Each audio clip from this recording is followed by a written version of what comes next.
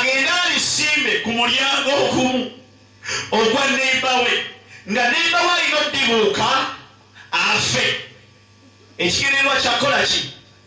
Kyakufa. Mukama mulungi yeebazwe. Ate ne wabaawo omulala nga bamuwadde ssente ajja tta omuntu oyo yennyini. Bali bameka? Enkola yaki? Gamba newewa nti yanjawulo n'ekigendererwa kyekimu. Katonda mulungi yeebazwe. Ate waaliwo omulala nga musesi. Ekiro kyekimu n'asalawo agenda asera omuntu oyo akutukire mu buliri. Nga n'enkola alina. Kakati ekizibu kyali kimu. Katonda bwe yamanya pulaani y'abantu basatu nga bonna balina ekigendererwa kitya, yabaleeta lumu. Omulogo, omutemu n'omusezi beekanga bagenda ozibula amaaso nga bali mu lujja lwoyo gwe bazze otemula. Ate bonna ne beeraba omulundi gutya. Olowooza ki ekyaddirira?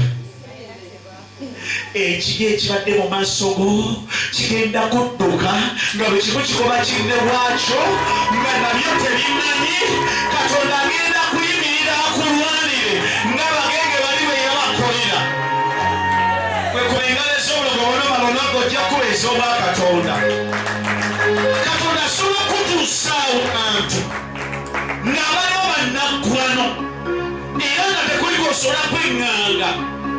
Kubanga eddogo eryali limuletebbwa lyakufa, n'omusezi aleese ekitambo kyakufa, n'omutemu azina jamiya yakufa.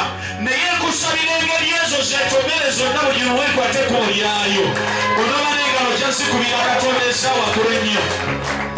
Mugambe tali Katonda akola ebyewuunyisa.